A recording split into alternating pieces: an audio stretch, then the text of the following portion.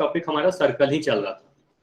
तो सर्कल में जो जो भी बेसिक चीजें हैं सबसे पहले वो रिवाइज कर लेते हैं। आज की क्लास में हम लोग पूरा सर्कल को एक क्लास में रिवीजन करने की कोशिश करेंगे, है ना। उसके बाद कुछ क्वेश्चन भी आप सभी को दिया जाएगा, तो जो भी क्वेश्चन अब तक कराए गए हैं सारे क्वेश्चन एक एक करके आपको सोल्व करना है। और इस बार क्वेश्चन मैं आपसे पूछूंगा, ठीक है। आज क्वेश्चन मैं आपसे पूछूंगा, आंसर आप सभी को करना है। चलिए, तो देखिए सबसे पहला कंसेप्ट आपने क्या पढ़ा। अगर वृत्त की बात की जाए तो सबसे पहले मैं एक वृत्त बना लेता हूं, ठीक है। एक वृत्त बना लेते हैं।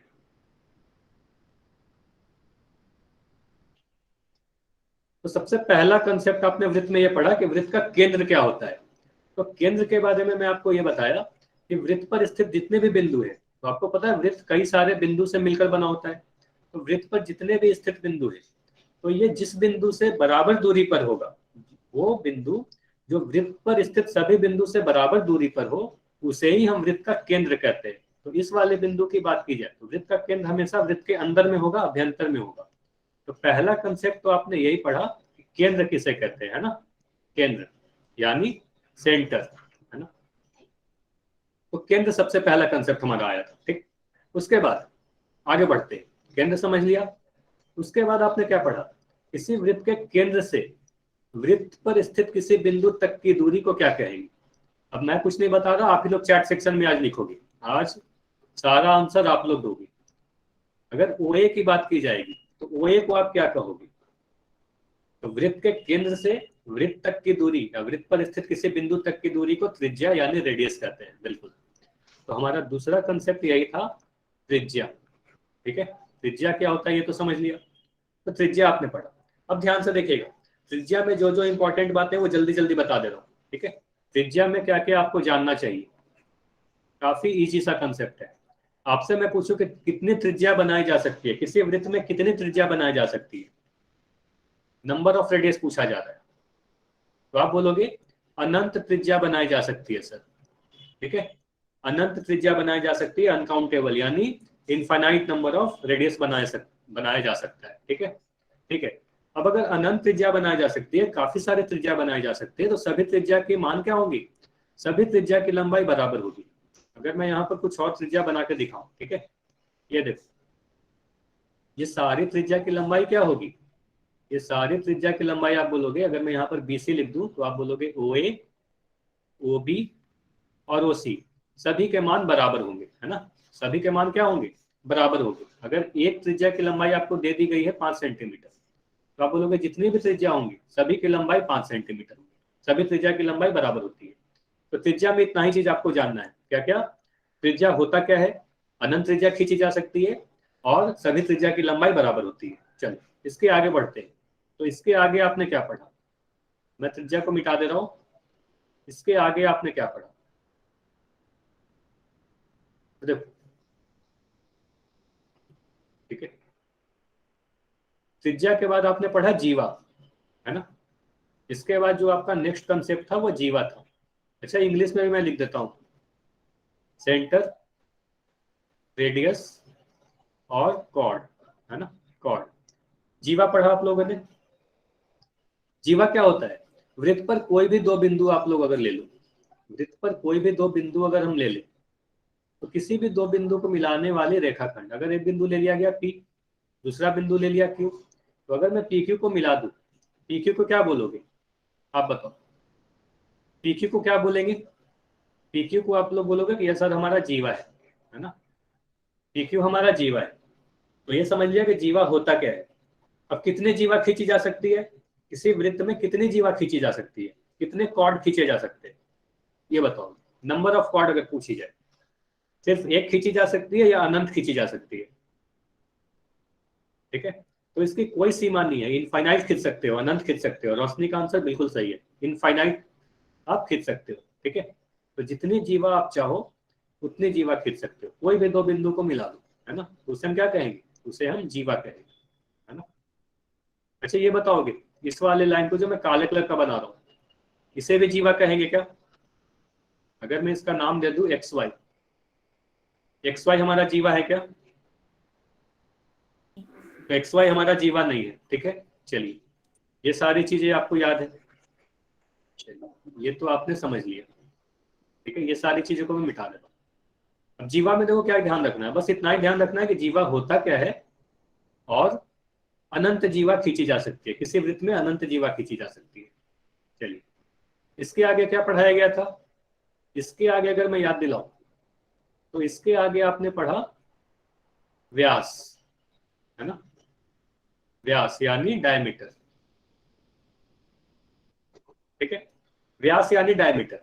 अब डायमीटर या व्यास किसे कहते हैं, इसमें ध्यान देना है आपको, यह सबसे इंपॉर्टेंट टॉपिक है। व्यास में आपको क्या क्या ध्यान देना है, वृत्त की जो सबसे लंबी जीवा होगी, सबसे बड़ी वाली जो जीवा होगी वह केंद्र से होकर जाएगी, है ना। अगर मैं कोई ऐसा जीवा बनाऊं जो सबसे बड़ी जीवा होगी तो यह हमेशा वृत्त के केंद्र से होकर जाती है ना, वृत्त के केंद्र से होकर जाने वाली जीवा, है ना। तो अगर मैं ए बी नाम दे दूं इसको, ए बी, तो ए बी क्या है, हमारा व्यास है ना। वृत्त का जो सबसे बड़ा जीवा होगा, ध्यान देना है आपको, क्या क्या बातें ध्यान रखनी है। सबसे बड़ी जीवा होगी, पहला बात तो ये ध्यान रखना, वृत्त की सबसे बड़ी जीवा को व्यास कहते हैं। दूसरा चीज, हमेशा यह केंद्र से होकर गुजरेगी, ठीक है, हमेशा। अच्छा माइक बंद रखना है, वीर सिंह के नाम से जो ही बच्चा हो माइक अपना बंद रखो। चलो, तो वृत्त का जो केंद्र होगा उससे ही होकर हमेशा जीवा पास करे, सॉरी व्यास हमेशा वृत्त के केंद्र से होकर जाएगी, ठीक है, ये ध्यान देना। उसके बाद कितने व्यास खींचे जा सकते हैं, तो यहां पर भी आंसर वही होगा आपका, जितना मन चाहे उतना व्यास खींच सकते हो, इनफाइनाइट व्यास खींच सकते हो, अनगिनत व्यास खींच सकते हो, ठीक है। तो जितना व्यास चाहो उतना व्यास आप खींच सकते हो। सभी व्यास की लंबाई बराबर होगी, अगर एक व्यास की लंबाई दे दी गई है तो सभी व्यास की लंबाई बराबर होगी, ठीक। तो इतना बात आपने समझ लिया। इसके बाद एक चीज और इंपॉर्टेंट, ये आप लोग आंसर दोगे मुझे, ये आंसर आप लोग दोगे। किसी वृत्त की अगर त्रिज्या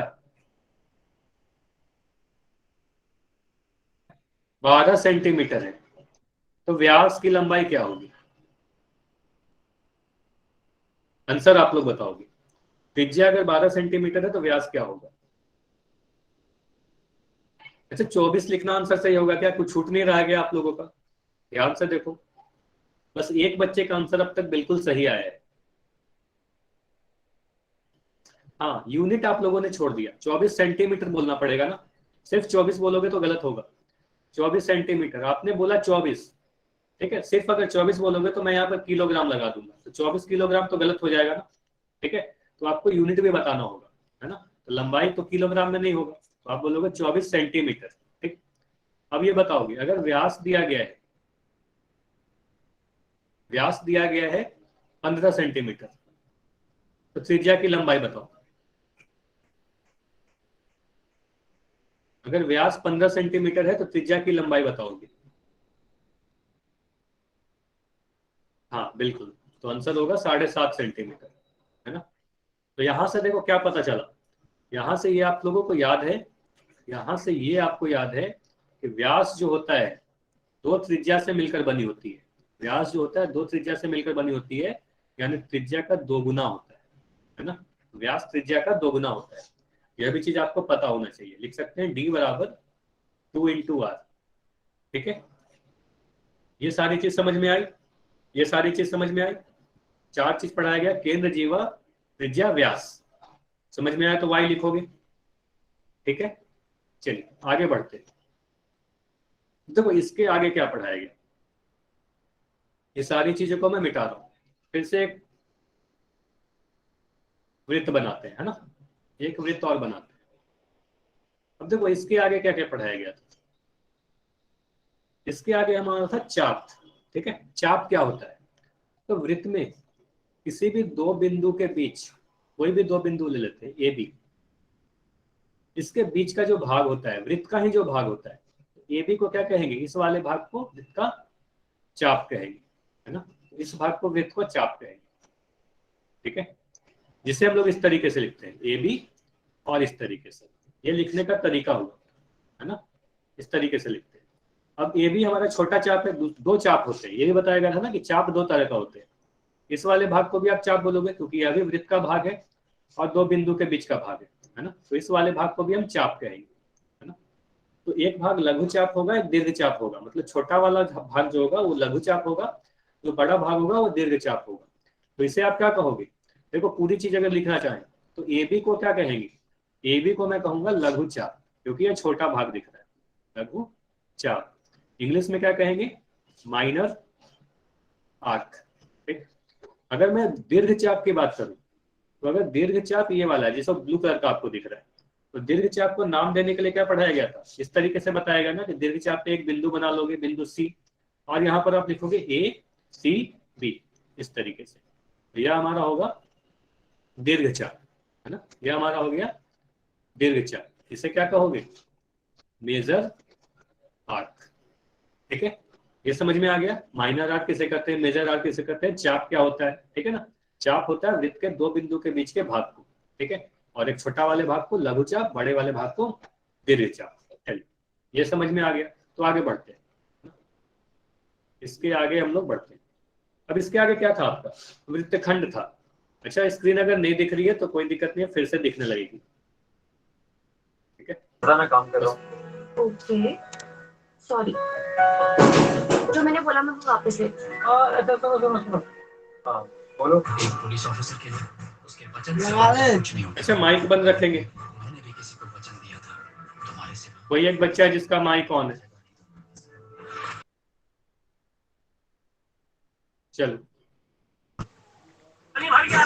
इसलिए आप इनके ऊपर धूप के वाइडिया और दवा के। तो भाई आप बार बार क्लास को डिस्टर्ब कर रहे हो, आपको क्लास से रिमूव किया जा रहा है।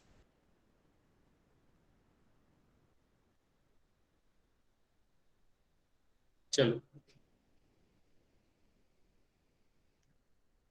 अब ध्यान से देखना, अब क्या क्या पढ़ाया जाएगा आपको। इसके आगे क्या क्या चीज था? चाप आपने समझ लिया। अब अगला टॉपिक था वृत्तखंड यानी सेगमेंट। तो वृत्तखंड क्या होता है ना। वृत्तखंड, वृत्तखंड यानी सेगमेंट। अब आपको यह पता है कि सेगमेंट भी दो तरह के होते हैं, वृत्तखंड दो तरह के होते हैं, एक लघु वृत्तखंड, एक दीर्घ वृत्तखंड। होता क्या है? तो वृत्तखंड के बारे में आप बोलोगे, इस तरीके से बताया गया, एक जीवा, है ना, एक जीवा और चाप के बीच के भाग को क्या कहते हैं? वृत्तखंड कहते हैं।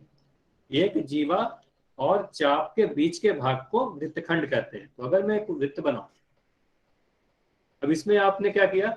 एक जीवा बना लिया, है ना, ये जीवा है, PQ, है ना, PQ हमारा जीवा है। तो इस वाले भाग को आप क्या कहोगे, ये बताओ। यह भाग आपको दिख रहा होगा कि एक जीवा और एक चाप के बीच का भाग है।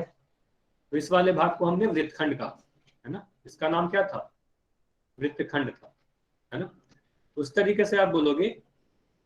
हाँ, माइनर मेजर तो हम लोग अभी देखेंगे, पहले ये देखो वृत्तखंड होता क्या है। उसी तरीके से इस वाले भाग को भी आप बोलोगे कि सर यह भी हमारा एक जीवा और एक चाप के बीच का भाग है। तो मैं बोलूंगा हाँ, यह भी बिल्कुल आप सही बोल रहे हो, यह भी हमारा वृत्तखंड होगा। अब दोनों में अंतर क्या है? दोनों में अंतर क्या है? एक भाग छोटा दिख रहा होगा, एक बड़ा दिख रहा होगा। जो छोटा भाग है, जो छोटा भाग है, इसे आप बोलोगे लघु वृत्तखंड, है ना, माइनर सेगमेंट। और जो बड़ा भाग आपको दिख रहा है, इस वाले भाग को आप बोलोगे दीर्घ वृत्तखंड, है ना। इस वाले भाग को आप बोलोगे दीर्घ वृत्तखंड, है ना, मेजर सेगमेंट। तो ये हमारा क्या हुआ? ब्लू कलर वाला मेजर सेगमेंट है ना। और ये वाला जो है, ये हमारा माइनर सेगमेंट है।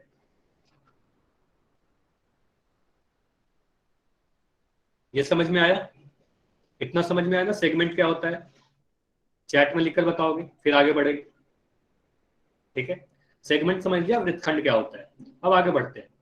अब देखो, इसके आगे का जो टॉपिक था, इसके आगे हम लोगों ने त्रिज्यखंड पढ़ा यानी सेक्टर पढ़ा। ठीक है, तो सेक्टर को समझते हैं। देखो, सेक्टर समझने के लिए एक वृत्त बनाते हैं पहले ना, पहले एक वृत्त बनाते हैं।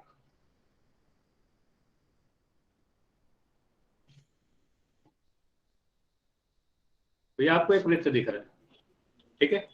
अब इसमें क्या करते हैं? अगर मैं दो त्रिज्या बना दूं, ये देखो आपको दिख रहा है, ये दो त्रिज्या है और यह चाप है ना। तो इस वाले भाग को क्या कहते हैं? इस वाले भाग को आप बोलोगे, कोई नाम बता सकता है क्या इसका? इसे हम लोग सेक्टर कहते हैं, ठीक है। तो दो त्रिज्या और एक चाप के बीच के भाग को त्रिज्यखंड कहते हैं, ये ध्यान दीजिएगा। तो जब भी त्रिज्यखंड की बात की जाए तो आपको दो वर्ड याद आने चाहिए, यानी सेक्टर। तो दो त्रिज्या और एक चाप के बीच के भाग को त्रिज्यखंड कहते हैं, यानी सेक्टर कहते हैं। तो यह वाला भाग जो दिख रहा होगा आपको इस तरीके का, है ना, तो इसे आप बोलोगे सर हमारा यह त्रिज्या है, यह भी त्रिज्या है, और यह हमारा चाप है ना। तो इस वाले भाग को हम क्या कहेंगे, इस वाले भाग को हम त्रिज्यखंड कहेंगे, ठीक है। हाँ, उसे भी सेक्टर बोलेंगे। अच्छा ध्यान दीजिए, पहले ये समझ लीजिए, फिर अमरजीत मैं आपका डाउट लेता हूँ गौतम, ठीक है। तो ये हमारा सेक्टर होगा, ठीक। उसी तरीके से अगर मैं इस वाले भाग की बात करूं तो सर बोलोगे कि सर आपने जो डेफिनेशन बताया उसके अनुसार दो त्रिज्या और चाप के बीच के भाग को अगर त्रिज्यखंड कहते हैं तो ये वाला जो भाग आपको दिख रहा है, यह भाग, इसे भी आप बोलोगे कि यह भी तो हमारा एक चाप है और यह दो त्रिज्या है, तो इसे भी त्रिज्यखंड बोलेंगे क्या? तो मैं कहूंगा हाँ, इसे भी त्रिज्यखंड कहेंगे, है ना। यह भी हमारा त्रिज्यखंड होगा, ठीक है। तो त्रिज्यखंड दो तरह के हो गए, एक लघु त्रिज्यखंड, एक दीर्घ त्रिज्यखंड। तो ये जो छोटा वाला भाग है जो ब्लू कलर का दिख रहा है, ठीक है, जो ब्लू कलर का दिख रहा है, ये वाले भाग को देखना, ये भाग है। तो ये वाले भाग को आप क्या कहोगे? यह वाला भाग हमारा लघु वृत्तखंड है ना, सॉरी लघु त्रिज्यखंड है, यह लघु त्रिज्यखंड है। और ये जो रेड वाला भाग है, ठीक है, ये भाग क्या है? यह हमारा दीर्घ त्रिज्यखंड है, ठीक है। यह भाग क्या है? हमारा दीर्घ त्रिज्यखंड। इतना समझ में आया नहीं आया? इतना समझ में आया नहीं आया, पहले ये बताओ, है ना। लघु त्रिज्यखंड क्या होता है, दीर्घ त्रिज्यखंड क्या होता है? अच्छा, अमरजीत का एक डाउट है जो बहुत अच्छा डाउट है, इसलिए आपका बहुत अच्छा डाउट है, इसलिए मैं आपका डाउट ले रहा हूँ, ठीक है। चलिए, अमरजीत का ये डाउट है कि अगर मैं एक वृत्त बना लूं, ठीक है, अगर हम एक वृत्त बनाएंगे, ठीक है, अब इसमें अगर मैं एक डायमीटर बना दूं यानी व्यास बना दूं, ठीक है, तो यह जो भाग है, पहले आप सभी लोग ट्राई करने का कोशिश करना, यह जो भाग आपको दिख रहा है, इस वाले भाग को क्या हम त्रिज्यखंड कहेंगे या नहीं कहेंगे? यह भाग हमारा त्रिज्यखंड है या नहीं है, हाँ या ना? अब ध्यान से सुनिएगा, देखो ध्यान से सुनना मेरी बात। अब चैट में कोई कुछ नहीं लिखेगा, काफी कंसेप्चुअल क्वेश्चन है, काफी इंपॉर्टेंट क्वेश्चन है, सारी बात समझना है आपको। पहला बात, सबसे पहले अगर मुझसे कोई पूछे कि यह क्या है, तो मैं बोलूंगा कि यह तो हमारा वृत्त क्या है, अर्धवृत्त है। पहला, तो मैं बोलूंगा यह हमारा अर्धवृत्त है। वृत्त का व्यास वृत्त को दो बराबर भागों में बांटता है और हर भाग को हम सेमी सर्कल करते हैं, ठीक है, ठीक है। अर्धवृत्त तो है, सेमी सर्कल तो है, पहला चीज। उसके बाद मैं आपसे पूछूं कि क्या यह भाग वृत्तखंड नहीं है, तो बोलेंगे हाँ यह वृत्तखंड भी है, सेमी सर्कल तो है ही, यह भाग को आप वृत्तखंड भी बोलोगे, अर्धवृत्त भी है, वृत्तखंड भी है। अब बोलोगे सर वृत्तखंड क्यों कह रहे हैं, वृत्तखंड क्यों कह रहे हैं? तो मैं आपसे बोलूंगा बताओ वृत्तखंड कहते किसे हैं? वृत्तखंड किसे कहते हैं? इसी वृत्त में जीवा और चाप के बीच के भाग को वृत्तखंड कहते हैं, है ना, जीवा और चाप के बीच के भाग को। तो ये भी हमारा जीवा है या नहीं है, बताओ? ये भी हमारा जीवा है ना, वृत्त की सबसे बड़ी जीवा है ना, ये वृत्त की सबसे बड़ी जीवा है। व्यास है तो क्या हुआ, वह जीवा भी तो है, तो ये भी एक जीवा हो गया। और इस वाले भाग को क्या कहेंगे? इस वाले भाग को आप चाप बोलोगे, तो यह हमारा चाप है। तो वृत्त के जीवा और चाप के बीच का भाग, देखो यहाँ पर इसे मैं ऐसे बना रही हूँ। अब मुझे सिर्फ इतना दिख रहा है कि जीवा और चाप के बीच का भाग है, इसलिए हमारा यह वृत्तखंड भी है, अर्धवृत्त भी था, वृत्तखंड भी था, ठीक। अब आगे बढ़ते हैं, त्रिज्यखंड है क्या नहीं, मैं आगे पूछ रहा हूँ। अच्छा, शिव, शिव के नाम से जो भी बच्चा हो अपना माइक बंद रखोगे। चलो, अब अगला क्वेश्चन उठता है कि यह त्रिज्यखंड है या नहीं, ठीक है। अगला क्वेश्चन आपसे यह पूछा जा रहा है, यह त्रिज्यखंड है या नहीं है।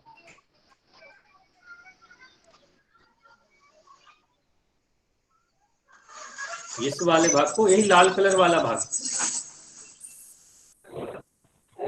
अच्छा, जिन बच्चे का भी माइक ऑन है जल्दी जल्दी अपना माइक बंद करोगे पहले।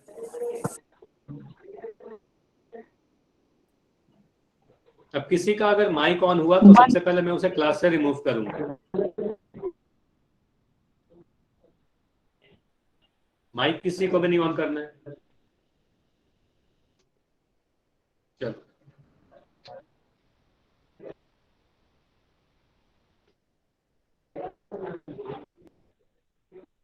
चलो, तो त्रिज्यखंड है या नहीं ये पूछा जा रहा था कि यह जो भाग है त्रिज्यखंड है या नहीं। ठीक है, तो त्रिज्यखंड का डेफिनेशन अगर आप देखो तो त्रिज्यखंड क्या होता है, दो त्रिज्या और एक चाप के बीच के भाग को त्रिज्यखंड कहते हैं। अच्छा, कोई एक बच्चा है जिसका माइक बार बार ऑन हो रहा है।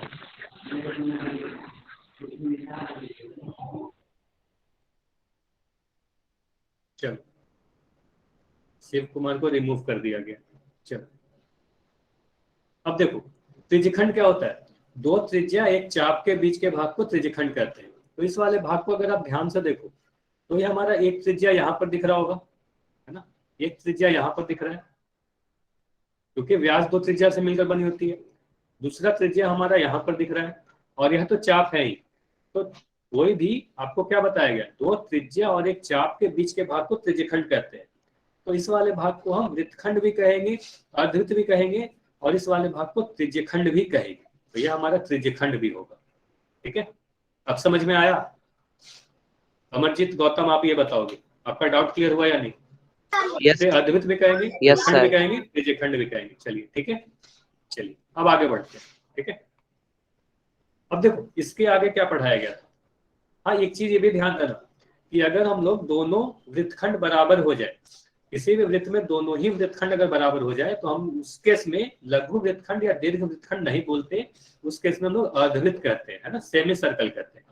चलिए, अब देखो उसके आगे अगर आपको याद दिलाया जाए तो उसके आगे की टॉपिक क्या थी, वृत्त की परिधि या परिमाप। सबसे पहले तो ये बता दिया जाएगा कि सरकमफेरेंस या पेरीमीटर बिल्कुल एक ही चीज होती है, परिधि या परिमाप एक ही चीज होती है। ठीक, परिधि होता क्या है, कोई भी अगर वृत्त बनाए तो वृत्त की जो सीमा की दूरी होती है, मतलब इसकी जो लंबाई होती है, इस लंबाई को हम क्या कहेंगे, इस लंबाई को वृत्त का परिधि कहा जाता है।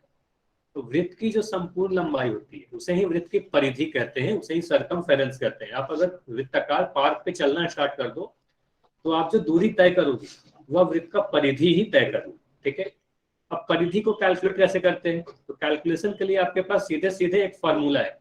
फॉर्मूला क्या है, c बराबर 2πr, है ना, यही फॉर्मूला है। जहां पर r क्या है, अगर वृत्त की त्रिज्या r है, त्रिज्या यानी रेडियस अगर r है तो वृत्त की परिधि 2πr होती है ना, यह पढ़ाया जा चुका है आपको।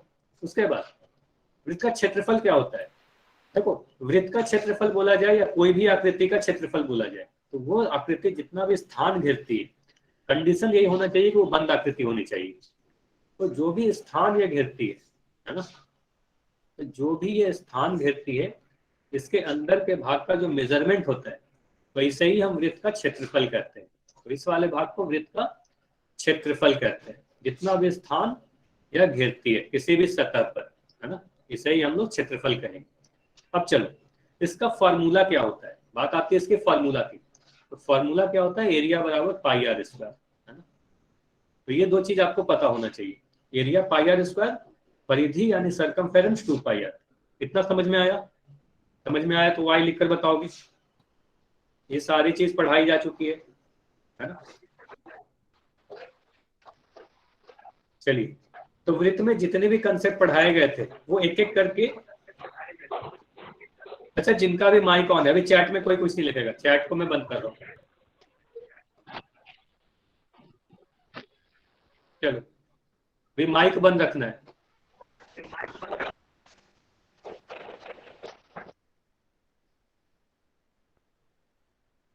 चलो, तो वृत्त का क्षेत्रफल पाई आर स्क्वायर होता है, वृत्त का परिधि 2πr के बराबर होता है। अच्छा रोहित,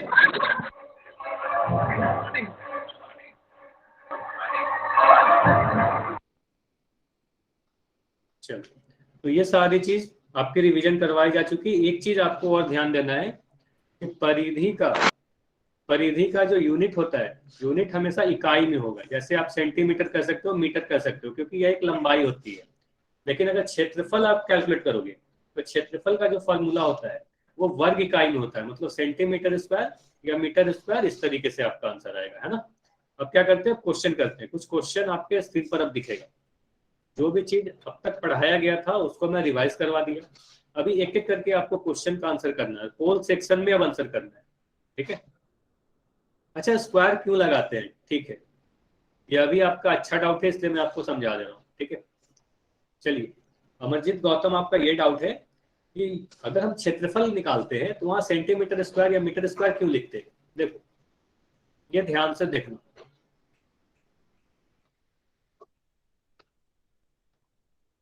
देखो, क्षेत्रफल का फॉर्मूला क्या है, पाई आर स्क्वायर, है ना, पाई आर स्क्वायर। इसका मतलब क्या हुआ, pi into r into r. R कितने बार गुना हो रहा है, 2 बार गुना हो रहा है, आर 2 बार गुना हो रहा है ना। तो यहां से देखो, अगर मैं कह रहा हूं पाई का क्या यूनिट होता है, तो पाई तो एक कांस्टेंट होता है ना। रेडियस का क्या यूनिट होगा, मान लो रेडियस सेंटीमीटर में दी गई है, तो आप यहाँ पे लिखोगे सेंटीमीटर, फिर यहाँ पर आर क्या लिखोगे, फिर सेंटीमीटर। मतलब सेंटीमीटर से सेंटीमीटर 2 बार गुना हो रहा है, इसलिए सेंटीमीटर का वर्ग आता है। ये समझ में आया गौतम, ये बताओगे,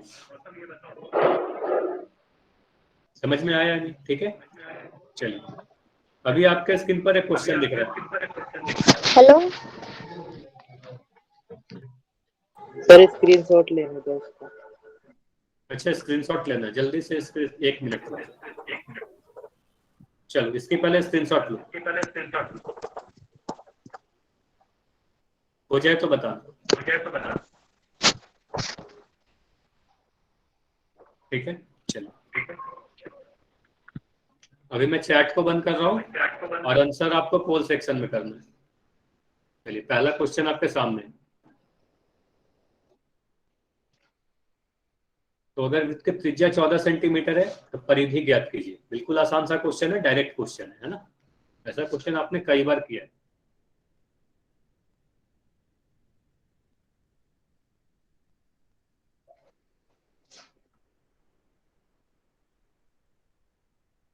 तो अगर वृत्त की त्रिज्या 14 सेंटीमीटर है तो परिधि ज्ञात कीजिए। जल्दी जल्दी कैलकुलेट करना है, फुल सेक्शन में आंसर करना है।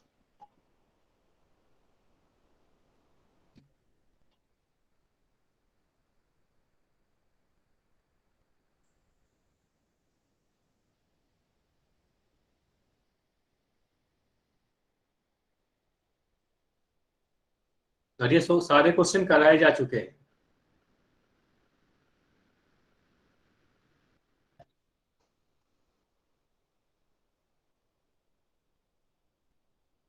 अभी भी काफी लोगों ने आंसर नहीं किया है, जल्दी से जाओ, फुल सेक्शन में आंसर करो। 10 सेकंड और है आपके पास। 10 सेकंड में पोल को एंड किया जाएगा और इस क्वेश्चन को डिस्कस करेंगे। अगर त्रिज्या 14 सेंटीमीटर है तो वृत्त की परिधि क्या होगी। 5 सेकंड और, 5, 4, 3, 2, 1।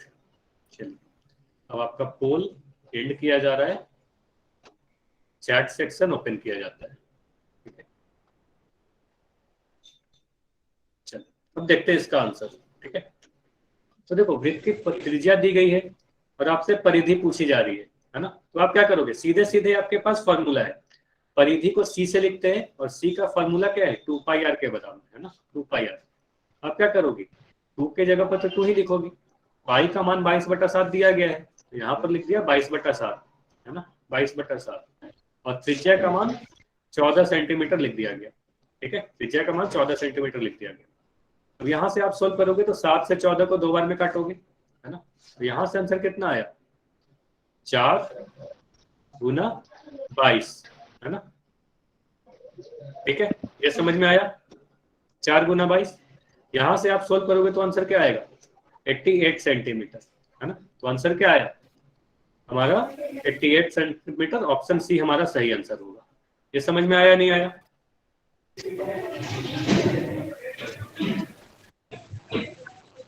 अच्छा, शिव कुमार के नाम से एक बच्चा जो बार बार पूरे क्लास को डिस्टर्ब कर रहा है।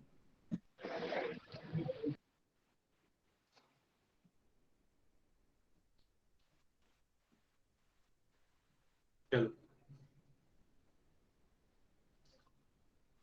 चलो ये समझ में आ गया। तो अब क्या करते हैं, अगला क्वेश्चन करते हैं, है ना। चलिए, तो इस बार देखो आपको परिमाप दिया गया है और आपसे वृत्त की त्रिज्या पूछी जा रही है। ट्राई करेंगे इस क्वेश्चन। चैट सेक्शन को मैं बंद कर रहा हूँ। अब देखो पॉल सेक्शन में आपको एक क्वेश्चन दिखेगा। तो परिमाप अगर दिया गया है 10 पाई, तो वृत्त की त्रिज्या क्या होगी, आंसर करना है।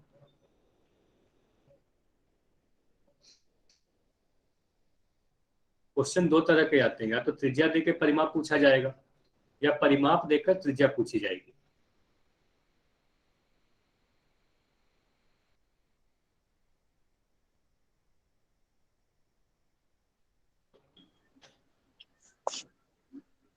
अच्छा, माइक बंद रखना है, सोनी के नाम से जो ही बच्चा हो।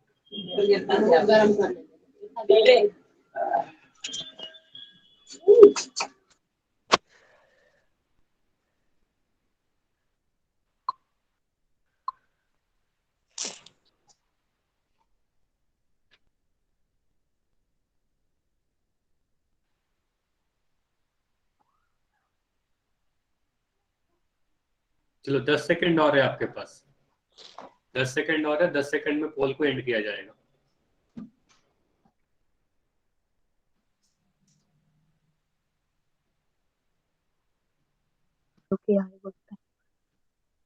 माइक बंद रखना है सभी को। चलो 5 सेकंड और। 5 4 वो भी 5 है। 3 2 1। 1 0। चलो आपका पोल अब बंद किया जा रहा है। चैट सेक्शन ओपन है। पंकज, मैं 1 मिनट लेना चाहूंगी। जितने भी बच्चे अपना कैमरा ऑन करके बैठे हैं सभी ऑफ करें। और ये फुलवी, आप लेट कर क्यों पढ़ रहे हो? आपको ये परमिशन किसने दी आप लेट के पढ़ोगे? आप प्लीज बैठ जाओ और बैठ के और अपना कैमरा सभी बच्चे ऑफ रखेंगे, क्योंकि बाकी बच्चों को की वॉइस में प्रॉब्लम आती है। फिर जल्दी से सभी कैमरा ऑफ करें। फुलवी, आप मेरी बात सुन पा रहे हो?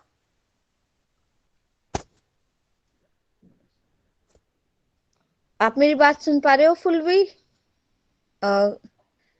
पंकज, शायद वो सुन नहीं पा रही है और मोस्ट ऑफ बच्चे बार बार कैमरा ऑन कर रहे हैं, जो कि डिस्ट्रैक्शन का रीजन बन रहा है। ठीक है, एक बार आप देख लीजिएगा। Thank you.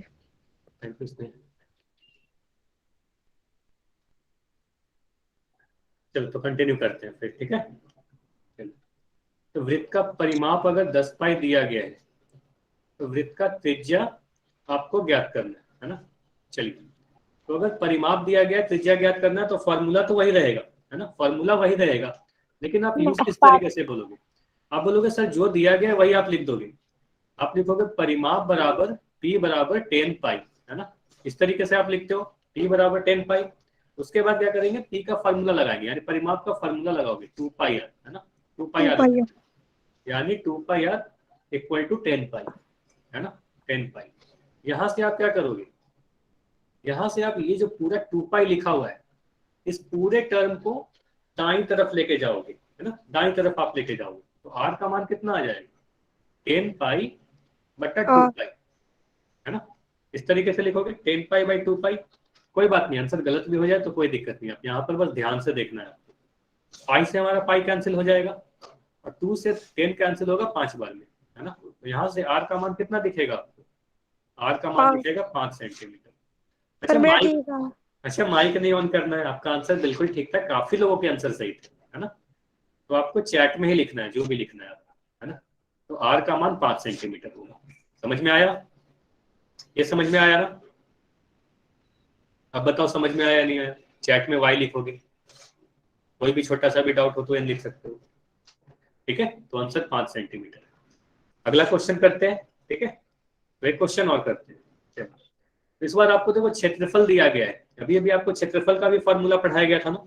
तो वृत्त का क्षेत्रफल अगर दिया गया है, तो वृत्त का त्रिज्या आपसे पूछा जा रहा है, यानी रेडियस पूछी जा रही है। चलिए,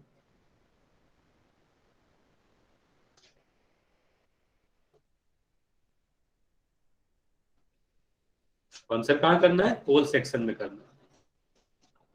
चैट को मैं अभी के लिए बंद कर रहा हूँ, ठीक है? चैट में भी कोई कुछ भी लिख नहीं पाएगा।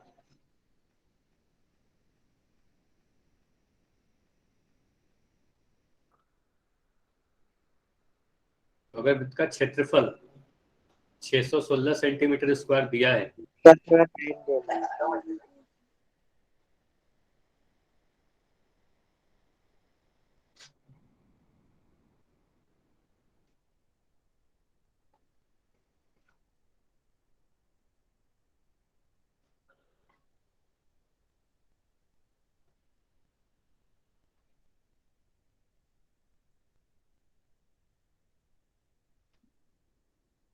देखो फॉर्मूला आपको अभी भी पढ़ाया गया था, वृत्त का क्षेत्रफल का फॉर्मूला यूज करना है ना? इस बार परिधि का फॉर्मूला नहीं यूज करोगे।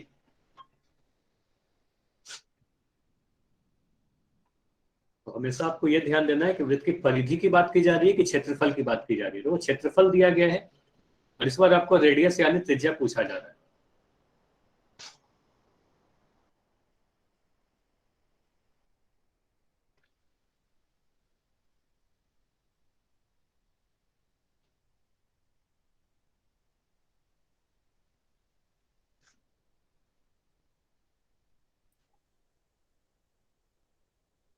इस क्वेश्चन में काफी कम लोगों के आंसर आए, तो ट्राई कीजिए जल्दी जल्दी। क्षेत्रफल दिया गया है तो तो त्रिज्या क्या होगा?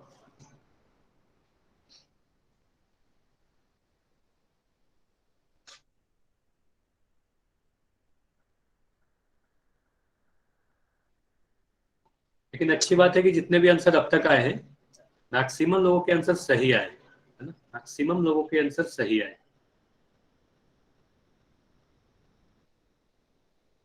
चलिए 10 सेकंड और रुकते हैं, ठीक है? 10 सेकंड में पोल को एंड कर दिया जाएगा। 8 सेकंड और। 5 4 3 2 1। चलिए अब आपका पोल एंड किया जा रहा है और चैट सेक्शन आपका ओपन है। अब देखिए इस क्वेश्चन में वृत्त का क्षेत्रफल दे रखा है और आपसे वृत्त की त्रिज्या पूछी जा रही है, तो आप क्या करोगे? बोलोगे सर जो दिया है वही लिख देते हैं, है ना? जो दिया है वही लिख दो।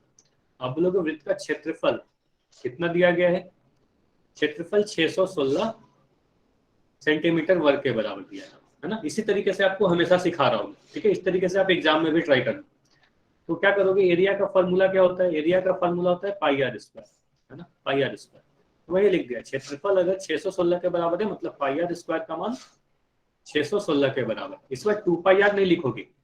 अगर आपने 2 पाई आर लिखा होगा तो आपका आंसर गलत आ जाएगा, क्योंकि 2 पाई आर क्या होता है? 2 पाई आर परिधि होती है। क्षेत्रफल के लिए पाई आर स्क्वायर यूज करोगे, है ना? अब पाई का मान क्या रखोगे? पाई का मान 22/7 रख दिया, है ना? देखो 22/7 यहाँ दे नहीं रखा है क्वेश्चन में, फिर भी मैं पाई का मान 22/7 रख रहा हूँ, आपको याद होना चाहिए 616। अब क्या करोगे? यह जो 22/7 यहाँ पर है इक्वल टू के अगर उस साइड जाएगा तो क्या होगा? आर स्क्वायर बराबर 616 गुना 7/22, है ना? ये स्टेप समझ में आया नहीं आया ये बताओ? ये क्लियर है ना सभी को? 22/7 7/22 कैसे बन गया? कोई भी फ्रैक्शन या भिन्न अगर इक्वल टू उस साइड जाता है तो उल्टा हो जाता है, मतलब 7 जो नीचे है ऊपर हो जाएगा, जो ऊपर है वो नीचे हो जाएगा। सर रेसिप्रोकल होता है। क्या बोल रहे हो? फिर से बताओ। सर रेसिप्रोकल होता है। हाँ रेसिप्रोकल हो जाता है, ठीक है, बिल्कुल सही आपका, है ना? तो अगर मैं इस तरीके से लिखता हूँ, ठीक है, x/5 बराबर 8, तो ये 5 क्या होगा? उस साइड जाके 8 से गुना हो जाएगा ना, x बराबर 5 गुना 8 हो जाएगा, है ना? इस तरीके से आपने पढ़ा है, तो ये सारी चीजें आपको पता होनी चाहिए, बेसिक कैलकुलेशन से। चलिए तो यहाँ से आप सोल्व करोगे इसको तो क्या आएगा? 2 से काटोगे तो ये 2 से 11 बार में कट जाएगा, 2 से इसको काटोगे तो 308 बार में कटेगा, है ना? अब उसके बाद 308 को अगर 11 से काटे तो 11 से अगर आप 308 को काटोगे तो कितने बार में कटेगा? 2 बार में काटा तो 22 आया, फिर यहाँ पर 8 आएगा और ये 8 बार में कट जाएगा, है ना? तो 88। तो यहाँ से हमें क्या पता चला? 11 से 308 28 बार में कट जाएगा, है ना? तो यहाँ से आपका आया 28 गुना 7। अब आगे बढ़ते हैं, 28 को 7 से गुना करके देखो तो 28 को 7 से गुना करोगे तो 7 को 8 से गुना करोगे तो 56 आएगा, तो 6 लिख लिया। हासिल हमारा 5 बचा। फिर 7 को 2 से गुना करोगे तो 14 आएगा, 14 में 5 जोड़ोगे तो 19 आएगा, है ना, 196 आएगा। तो मतलब आर स्क्वायर का मान कितना आया? आर स्क्वायर का मान 196 के बराबर आया, 196। अब 196 किसी नंबर का वर्ग है क्या? तो आप बोलोगे हाँ सर ये भी मुझे याद है ना। तो आपको 20 तक वर्ग याद करने के लिए बोला गया था, तो आप बोलोगे 196 जो है वो 14 का वर्ग है, यानी 14 गुना 14 आप लिख सकते हो, है ना। ये याद है ना आपको, 14 गुना 14। तो आर जो होगा ये √196 होगा, यानी वर्गमूल 196, और ये 14 गुने 14 के बराबर होगा, है ना। और आपको ये पता है वर्गमूल के अंदर 2 बार कोई नंबर लिखा हुआ है गुना में, तो 1 बार बाहर आ जाता है। तो यहां से आप बोलोगे ये हमारा 14 के बराबर होगा। ये बताओ समझ में आया? ये सारी चीज समझ में आई या नहीं है? तो आंसर कितना आएगा? रेडियस बराबर 14 सेंटीमीटर, है ना। तो आंसर क्या होगा? ऑप्शन बी इस क्वेश्चन का सही आंसर था। ठीक है, ठीक है वाई। अगर डाउट है तो एन लिखोगे, कोई भी डाउट है छोटा सा भी तो एन लिखोगे। अच्छा मोतीलाल, आपके मोतीलाल के नाम से एक बच्चा है जिनका डाउट है, आप माइक ऑन करके पूछ सकते हो। मोतीलाल के नाम से जो भी बच्चे हो, कोई भी छोटा सा डाउट है तो आप पूछ सकते हो माइक ऑन करके, कहां पर क्या पॉइंट नहीं समझ में आया। जल्दी से पूछ लो क्या डाउट है आपका इस क्वेश्चन में। ठीक है, अगर माइक नहीं ऑन करना चाहते हो तो चैट में लिख देना। ठीक है, चैट में लिख देना, फिर मैं देख लूंगा आपका डाउट। चलिए ठीक है, तो ये तो समझ में आ गया, ऑप्शन बी इस क्वेश्चन का सही आंसर था। आगे बढ़ते हैं, अगला क्वेश्चन करते हैं। तो अगले क्वेश्चन में आपको इस बार वृत्त की त्रिज्या दी गई है, ठीक है, और आपसे क्षेत्रफल पूछा जा रहा है। तो अगर वृत्त की त्रिज्या 7 सेंटीमीटर है तो क्षेत्रफल क्या होगा? होल सेक्शन में जाकर आंसर करना फिर से, तो ट्राई कीजिएगा। अगर त्रिज्या 7 सेंटीमीटर है तो वृत्त का क्षेत्रफल क्या होगा?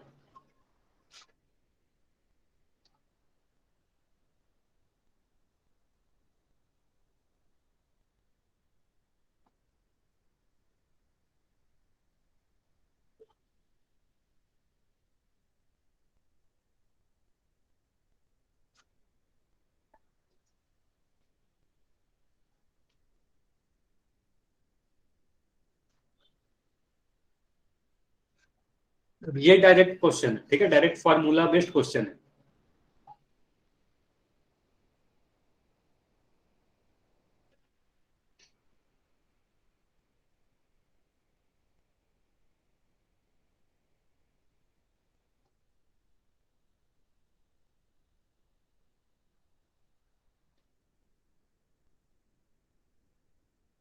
तो वृत्त की त्रिज्या अगर 7 सेंटीमीटर है तो वृत्त का क्षेत्रफल आपसे पूछा जा रहा है। काफी आसान सा क्वेश्चन है। 10 सेकंड और रुकिए, 10 सेकंड और है आपके पास। पोल को एंड करके इसको डिस्कस किया जाएगा फिर। 5 सेकंड और, अगर आंसर नहीं किया तो अब जाकर आंसर करें। 5 सेकंड और है। 5 4 3 2 1। चलिए अब आपका पोल एंड किया जा रहा है और चैट सेक्शन ओपन है, चैट बॉक्स ओपन है। तो देखो अगर इस क्वेश्चन की बात की जाए तो यह क्वेश्चन काफी आसान क्वेश्चन है। मतलब सीधे सीधे आपको त्रिज्या दी गई है और क्षेत्रफल आपसे पूछा जाता है। तो आप बोलोगे सर क्षेत्रफल का सीधे सीधे फॉर्मूला है ये बराबर पाई आर स्क्वायर। किसी भी वृत्त का क्षेत्रफल जो होता है पाई आर स्क्वायर के बराबर होता है ना। अब क्या करोगे, पाई का मान तो 22/7 पुट करोगे। पाई का मान तो 22/7 इस क्वेश्चन में दी गई है। आर का मान क्या होगा? आर का मान त्रिज्या यानी 7 सेंटीमीटर दिया गया है ना। तो आर का मान हमने रख दिया 7 सेंटीमीटर का वर्ग।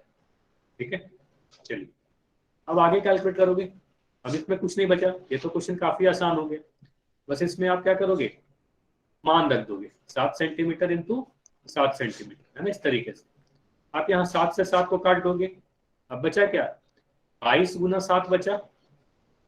और ये देखो सेंटीमीटर से सेंटीमीटर, देखो आपको किसी का डाउट था ना कि सेंटीमीटर स्क्वायर क्यों आता है, तो वो सेंटीमीटर 2 बार गुना हो रही है। सेंटीमीटर से सेंटीमीटर 2 बार गुना हो रही है। ठीक है, तो यहाँ से सेंटीमीटर स्क्वायर आ जाएगा। ठीक है, तो यहाँ से सोल्व करोगे तो 154 सेंटीमीटर स्क्वायर आंसर आएगा, है ना। तो आंसर ऑप्शन बी होगा। ठीक है, ये समझ में आया। पहले ये बताओ इतना समझ में आया या नहीं आया? चैट सेक्शन में वाई एन लिखकर बताओ, ये तो काफी आसान क्वेश्चन था। हाँ कैलाश, आज कुछ भी पढ़ाया नहीं जा रहा, अब आज सारी रिवीजन करवाई जा रही है। जो भी टॉपिक अब तक पढ़ाया गया ना, सभी को रिवाइज कर रहे हैं। आप अगर लेट भी ज्वाइन हो तो अभी से क्लास कर, ठीक है? चलिए, तो सारे कंसेप्ट पे क्वेश्चन बस पूछे जा रहे हैं, ठीक है? चलिए, तो ये समझ में आ गया। इसके बाद क्वेश्चन, आप ये क्वेश्चन करो।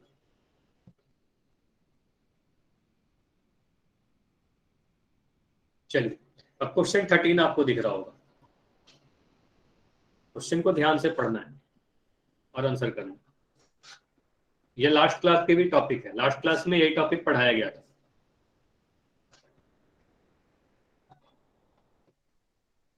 तो देखो, वृत्त की त्रिज्या अगर 2 सेंटीमीटर है तो वृत्त का परिमाप बटा क्षेत्रफल आपसे पूछा जा रहा है। परिमाप बटा क्षेत्रफल। देखो, परिमाप का फॉर्मूला आपको पता है, क्षेत्रफल का फॉर्मूला पता है। एक बार ट्राई करना है इसको।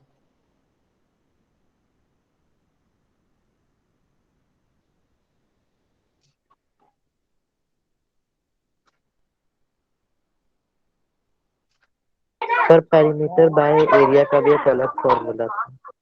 हाँ, फिर वही, इसीलिए तो मैं क्वेश्चन दे रहा हूँ, कल आपको पढ़ाया गया था। अगर वो फॉर्मूला नहीं भी याद है तो भी बन जाएगा ये क्वेश्चन, इसलिए मैं आपको ये क्वेश्चन पहले दे दिया, है ना?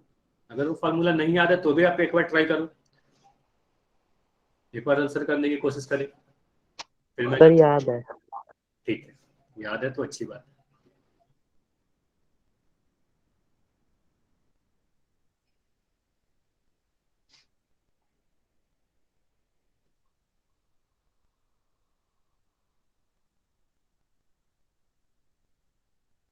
दस सेकेंड और रुकेंगे।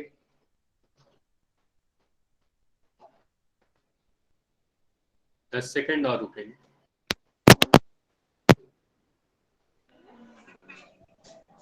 5 सेकेंड और। स्क्रीन में हाँ क्वेश्चन बताइए, नहीं आ रहा है। स्क्रीन में क्वेश्चन आ रहे हैं, आप एक बार लेफ्ट करके ज्वाइन हो जाइए अगर कोई भी दिक्कत है तो।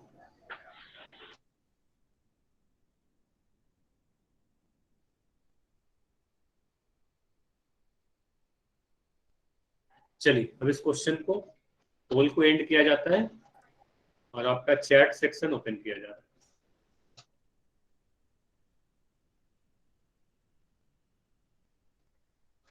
चलिए, अब देखो, इस क्वेश्चन को दो तरीके से किया जा सकता है ना? इस क्वेश्चन को दो तरीके से किया जाता है। आप क्या कर सकते हो, सीधे सीधे लास्ट क्लास के, अगर आपको याद हो तो लास्ट क्लास में एक फॉर्मूला पढ़ाया गया था।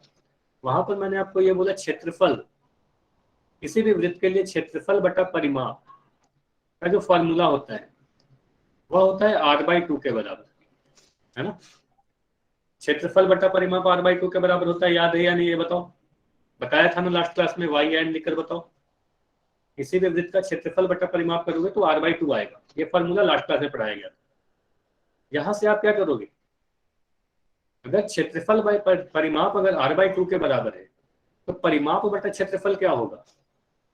तो आप बोलोगे परिमाप बटा क्षेत्रफल। यह कितने के बराबर होगा? 2/r के बराबर होगा। होगा या नहीं होगा?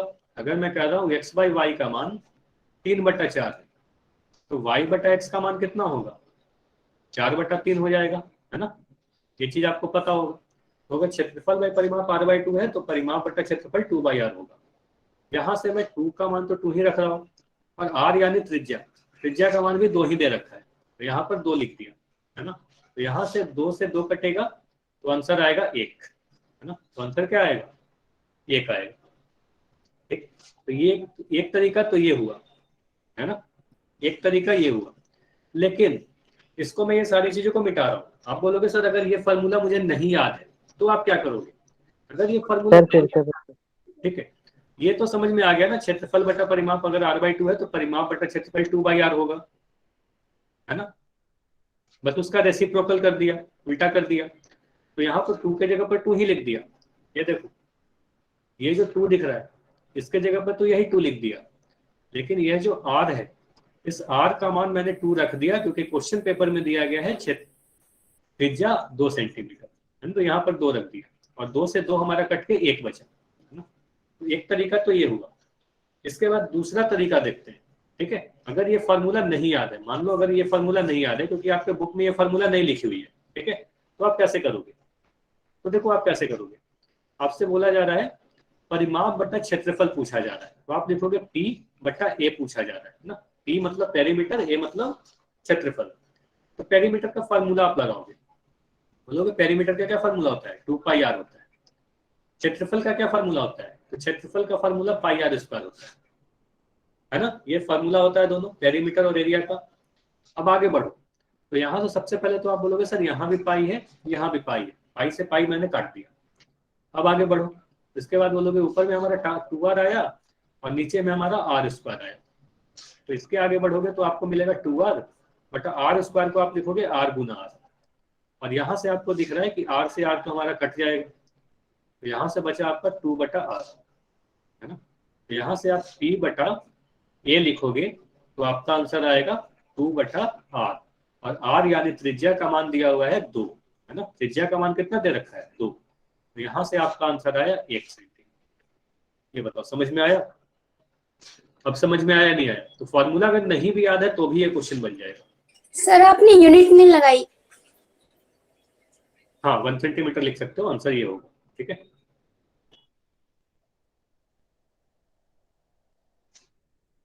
ठीक है, अगला क्वेश्चन करते हैं, एक क्वेश्चन और करते हैं।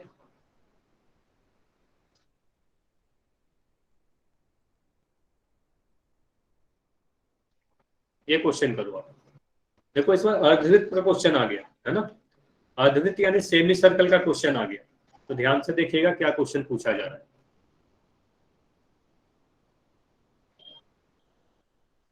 तो चैट सेक्शन आपका अभी बंद किया जा रहा है, होल सेक्शन में आपको आंसर करना है।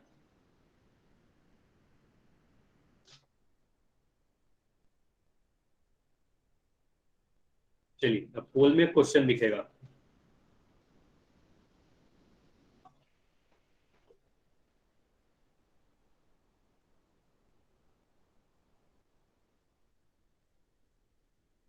अर्धवृत्त का यानी सेमी सर्कल का एरिया क्षेत्रफल 8 पाई सेंटीमीटर स्क्वायर है।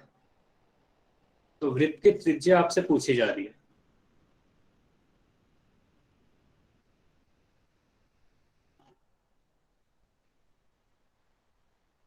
देखो ध्यान से देखिएगा, इस बार वृत्त की बात नहीं की जा रही है, अर्धवृत्त का क्षेत्रफल दिया गया है,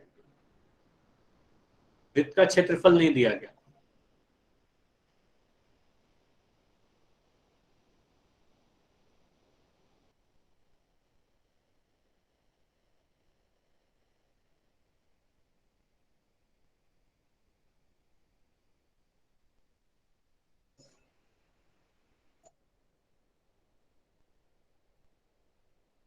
चलिए ये भी क्वेश्चन काफी आसान सा है, इसको भी आप जल्दी से आंसर कर सकते हो।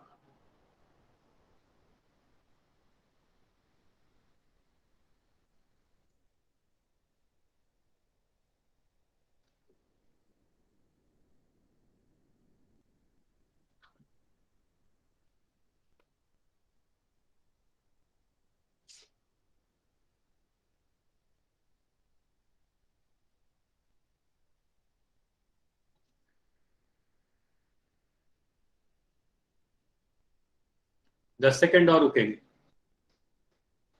10 सेकंड और है आपके पास, आखिरी 10 सेकंड और है। इसके बाद पोल को एंड करके डिस्कस किया जाएगा।